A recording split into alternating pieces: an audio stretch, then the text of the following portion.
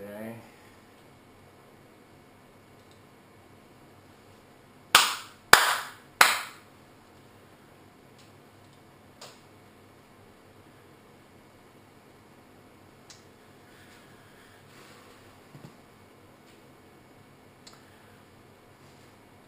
Welcome to The Feast Presents. This is our 8th video in our series, and this is going to be a quick one. I really haven't done a lot of notes on this, but I wanted to go ahead and get it done as we're running out of some recording time here. So I wanted to go ahead and get this one in because I've mentioned several things that relate to this, and so I wanted to go ahead and include it. This particular video is in regards to the second coming. As I have suggested on a couple of occasions, the scriptures seem to indicate that Jesus will return in 2027. And we don't have really permission in the church to discuss that because we have a couple of places in the Gospels where it suggests that no man knows the day or the hour. And I don't really have a lot of time to go into that here, except to suggest that I've talked to pastors about the Matthew 24 passage that comes from, primarily. And the fact that the word know is actually two different Greek words that mean know. One's gnosko and the other is eido. Gnosko is to learn by experience, to come to know something by experience. And eido is general knowledge or information. Also in that verse, the word eido is used in terms of knowing the day or the hour. And it's very important that we recognize that that word is in the present indicative active form, which means that when Jesus said it, in that present moment, no man knows the hour, the day or the hour. But when something's in the present indicative, it doesn't mean that it's absolutely true or eternally true or always true or continues to be true.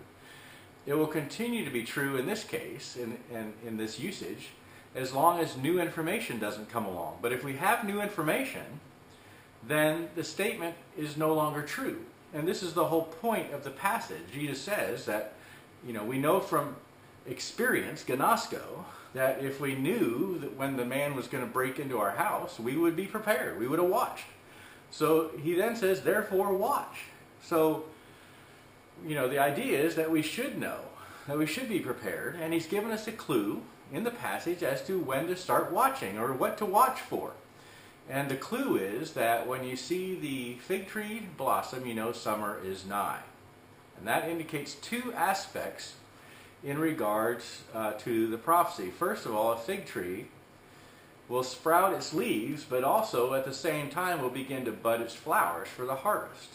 And the harvest takes place in the summer. So we're talking here about the budding of the leaves, referring ahead to the fact that there's going to be a harvest as well. So two aspects here in terms of Israel are taking place. First, the fig tree blossomed in 1948 and became a nation. And also, there was a harvest in the following years. There were several. The first happened in the 4 years from 1948 to 1952. Over 600,000 Jews returned to the land. And there were several other times where intense numbers of people returned to the land of Israel. So we see this fig tree where you see the leaves blossoming and the summer is nigh, knowing that there's a harvest that's taking place in this. And so these are the signs we're looking for and have actually occurred. So within the frame, then, we know that from that prophecy that Jesus shared, a generation will not pass before this is fulfilled. Thus, from Scripture, Psalm chapter 90, verse 10 suggests that a generation is 70 years and 80 to the strong. So, in other words, the coming of Christ, according to Christ himself, based on the clue that he gave, should happen sometime before 2029. So 1948 to 1928 is 80 years. So sometime before that, the return of Christ should take place. Sometime before 2029. We have no idea from that prophecy when. It could have happened anytime between 1948 and 1929. But we're at 2015, so the time is shrinking. The span in which it could happen is coming to a close. And what I want to discuss is the issue of what is involved, because Jesus says in the Matthew 24 passage that we need to prepare. And if we don't prepare, it's going to be a problem. And so he tells us the way to prepare is to provide meat in due season. The idea of providing meat in due season is very simple. It's the idea that when the time presents itself, that we have sustenance for our survival. It's as simple as that. Meat means supplies, nourishment, nurturing. So whatever we need for our nurturing, our survival, or food, water, whatever, we need to have that available, because the time leading up to Christ's return is going to be horrible. It's going to be really, really bad, and Daniel even tells us that it's worse than any time in the history of the world from the time that any cities were ever developed. So we're talking about a very serious thing, and the world is on the cusp of it right now. Anything could trigger all kinds of disasters. Many people are going through hell right now all over the Middle East. By some calculations, over 1 million Christians have already been killed in this century alone. So things are really, really looking bad. We are potentially facing a complete Christian Holocaust in the world. And I do not believe that the United States will be exempted from it. I believe it's coming to America. And I don't mean to be alarmist, but I think that, as Christ suggests, maybe we should prepare for it. So I want to nail down this idea where I talk more specifically in terms of the year 2027. This is not something I just grabbed out of the air. In fact, I never even went looking for any of this. I was essentially put in a position where I could have the time to sit down and solve some of the big issues that Christianity has faced for the last several hundred years. And I worked through many of them, and one of the last areas was prophecy, and I started with many in Revelation. I looked at Daniel 8, Daniel 9, and the 2300 years that that prophecy ended in 1967. I think I've mentioned that. The prophecy in Daniel, the 70 weeks, I covered that recently.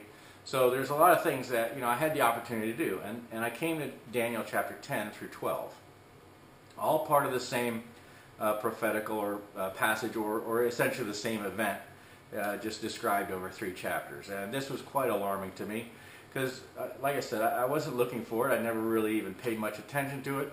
I don't even know if I've ever heard a sermon preached on it, because why? I mean, everything in our churches suggests that everything's going to happen in this 7-year tribulation period. Well, that's not the case. I've talked about that previously as well in other videos. So here we start then in Daniel chapter 10. Let's see where this 2027 comes from.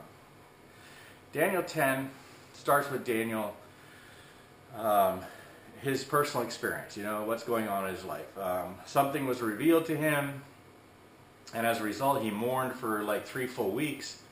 One day he was beside a great river. He lifted up his eyes and looked, and behold, a certain man clothed in linen was there. And the result of it, the effect it had, there was no strength that remained in him. He went into a deep sleep on his face. And then the man in the cloth spoke to him, and he says, "Now I have come to make thee understand what shall befall thy people in the latter days. And I will show thee that which is noted in the scripture of truth." So here we have someone in white coming to Daniel to say, "Hey, I'm going to tell you something that's going to happen, to your people in the last days. So pay attention." So in chapter 2, we have a documentation of about 2,000 years of history.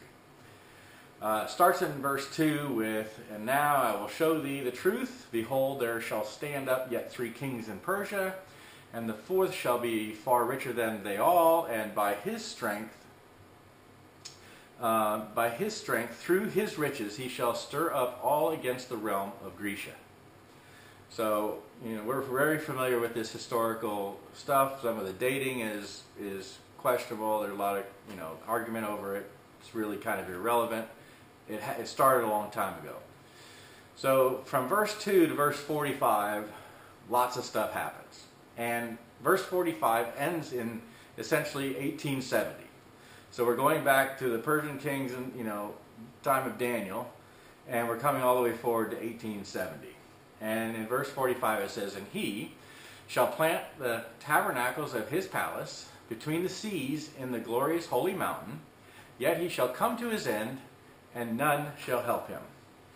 Now we know this in terms of the context of some of the other verses involved, as well as many other verses in Revelation and whatnot, that this is talking about the Catholic Church, but not specifically. It's more specific than that. It's talking about the papacy.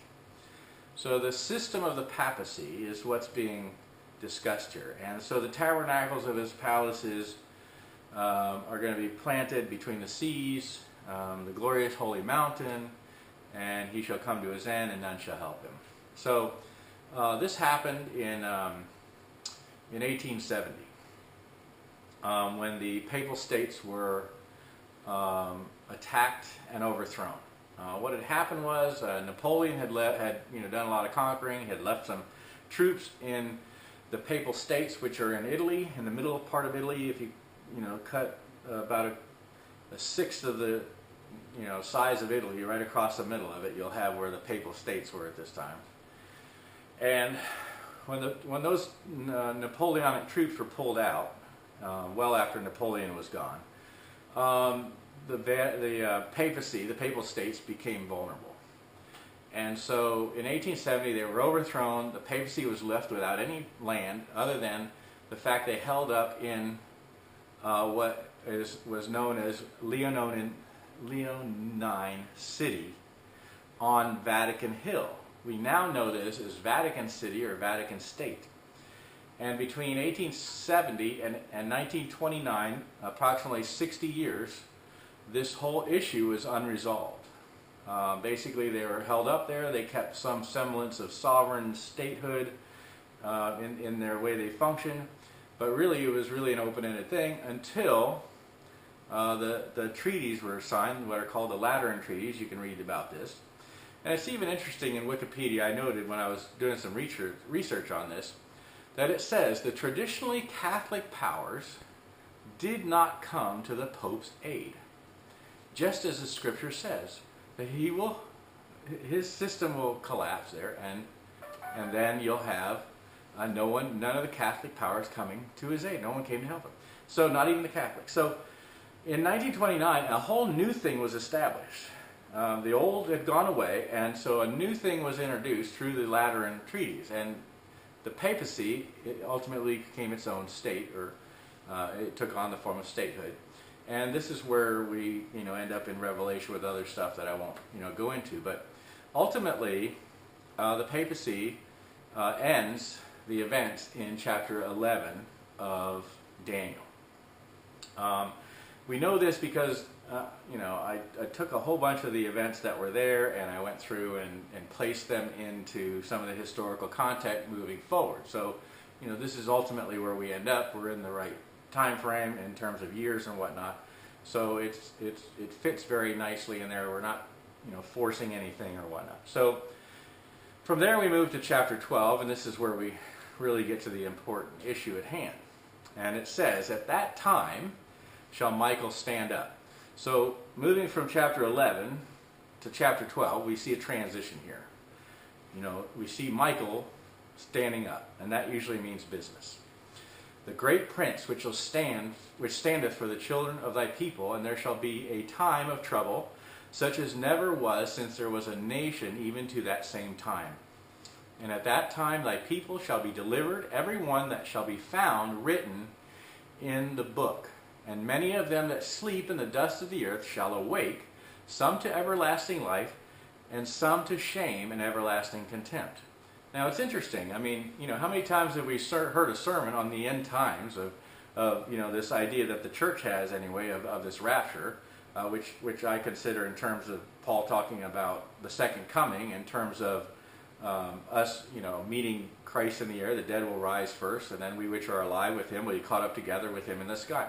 So here we have an Old Testament passage suggesting the very same thing.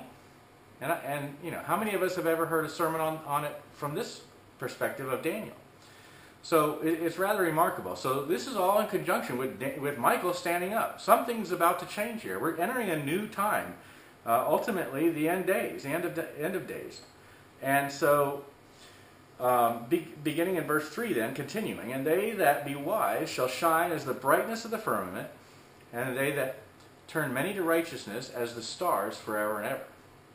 But thou, O Daniel, shut up the words and seal the book, even to the time of the end. Many shall run to and fro, and knowledge shall be increased. Or as I like to suggest, wisdom will decrease. So here we have another couple of clues as to what's happening. I mean, the 20th century, we saw man running to and fro like never before. The invention of fast and efficient railway systems, cars, airplanes, ships. I mean, you name it. We were going places. And we also realized that there's been lots of knowledge increase. I mean, the increase in knowledge has been unbelievable. So here we see a context in which to begin to see what is actually going on here. Michael standing up, and we see some clues as to what is ahead of us and some of the things that are beginning to unfold. So it begins to get interesting as we go along here, because we then come to a section of the chapter which starts giving us some more details. And it's details in terms of dates and times. So, what's the point of giving times if they're not meant to be understood? I mean, that's really, what we have to deal with here. So these times are meant to be understood. And Daniel, even in this text, says that, while the wickedly will continue to do wickedly, the wise are going to figure this out. And so I suggest we begin to try to understand, what is Daniel actually saying here? So the first date that's given is in relation to identifying when Michael is standing up. When is Michael actually going to stand up